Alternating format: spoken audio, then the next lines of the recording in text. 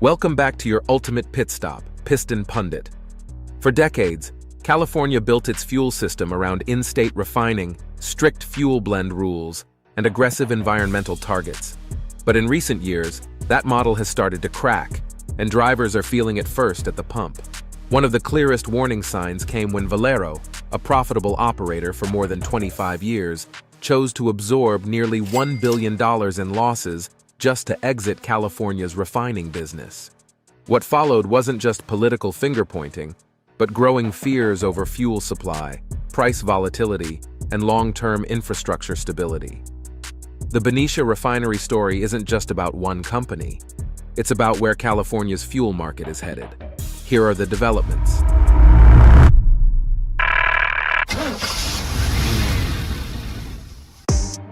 The $1 billion escape, why Valero walked away.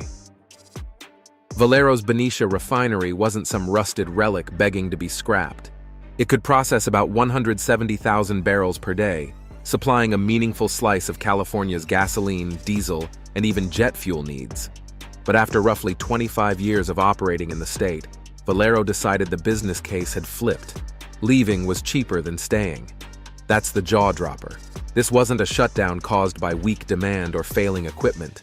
It was a strategic retreat. Instead of finding a buyer, Valero prepared to absorb close to $1 billion in exit costs. Reports and filings point to heavy impairment charges, severance and contract termination costs, and long-tail cleanup liabilities that can haunt refiners for decades. And the most revealing detail? No one wanted to buy it. A functioning refinery with an established workforce and supply chains still couldn't attract a willing operator, because the risk wasn't the machinery. The risk was California's business environment. But that decision didn't happen in a vacuum. It was shaped by years of mounting rules and rising compliance pressure. Regulatory pileup, when compliance becomes financially impossible. California's regulatory squeeze didn't arrive like a single knockout punch. It was more like getting hit with body shots for years until your legs give out. Valero invested heavily in compliance upgrades over the past decade, pouring money into emissions controls, monitoring equipment, and other required improvements just to stay in bounds. Yet penalties kept coming. The flashpoint was an $82 million fine tied to toxic emissions violations, one of the biggest enforcement actions in the region. On top of that, California's low-carbon fuel standard added major costs that fluctuate with the credit market. One year might be manageable, the next year turns into a budget blowout, and refiners don't get to pause production while the numbers settle. Then add cap and trade, where the state tightens allowances over time, pushing prices higher and making long-term planning harder. When compliance becomes unpredictable and permanently upward trending, refineries stop investing for the future and start calculating an exit. And once Valero made that calculation, California was forced into damage control mode. Before we dive into how the state tries to plug this supply hole, take a second to hit like and subscribe. If you want clear, no-nonsense breakdowns of vehicle markets, fuel prices, and the policies shaping what you pay at the pump, subscribing helps you stay ahead and helps Piston Pundit keep these deep dives coming. Now, let's shift gears and steer toward our next point. Shutdown to import hub, California's desperate supply pivot. At first, Valero's plans sounded like a hard exit. Shut the Benicia refinery down and walk away. But the politics and the supply math forced a shift. With California already facing tighter refining capacity and Phillips 66 scaling back operations in Southern California, state officials worried that a sudden loss in output could trigger immediate price spikes. So the strategy pivoted. Instead of an instant cliff, Valero is expected to keep producing through April 2026, then idle the refinery and transition the site into an import and distribution hub. That means Northern California fuel supply would be supported through a mix of inventories and imported gasoline that meets California's specialty blend requirements. On paper, it sounds like stability. In reality, imports bring new vulnerabilities, shipping delays, port bottlenecks, higher insurance and transport costs, and global market chaos that California can't control. Idling isn't the same as operating. It's a different game, with different risks. And once fuel has to travel farther and wait longer, the price impact becomes unavoidable. Supply shock math. Why gas prices are surging. California burns through roughly 40 million gallons of gasoline every single day, and the Benicia refinery alone accounted for about 6 million gallons of that daily supply. Once that production is removed from the system, the gap has to be filled, and there's no cheap or fast solution.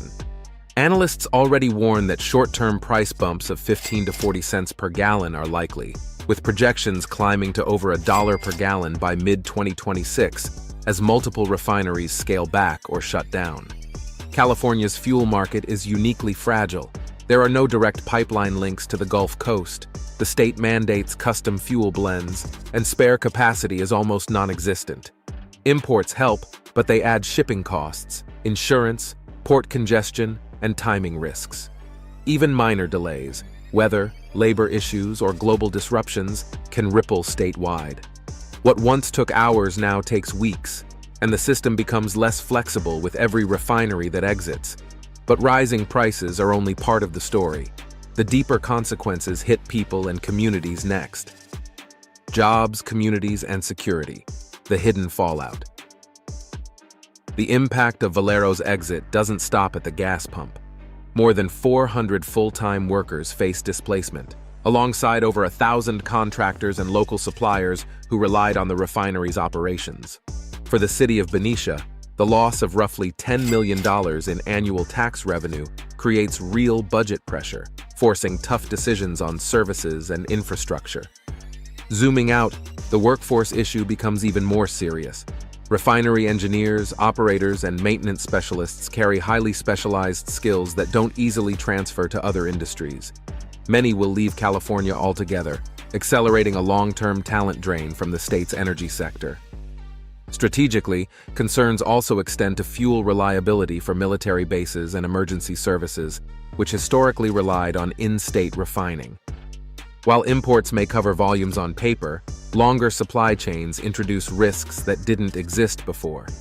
This is no longer just an energy debate, it's an infrastructure and resilience problem. And all of this leads to a blunt conclusion about California's business environment. Verdict: when leaving becomes the only rational choice. Valero's billion-dollar decision sends a message far beyond California's borders. This wasn't a company fleeing low demand or outdated equipment. It was a profitable operator concluding that compliance costs, regulatory uncertainty, and future mandates made staying irrational. When absorbing a 10-figure loss becomes the least bad option, the system itself deserves scrutiny. Imports may soften the blow in the short term, but they don't replace resilience, flexibility, or local control. Higher prices may eventually curb demand, but they don't strengthen supply or protect consumers from volatility. With fewer refineries left, every remaining facility becomes a critical pressure point, and every outage carries outsized consequences. This isn't a simple fossil fuel versus clean energy argument. It's about sequencing, timing, and realism. Transitions work best when infrastructure keeps pace with policy. When it doesn't, costs shift directly onto drivers, workers, and communities. Now it's your turn. Was Valero right to walk away, or should the state have changed course sooner? Can imports realistically replace in-state refining long-term? Do high fuel prices accelerate innovation, or just punish consumers? Drop your thoughts and experiences in the comments.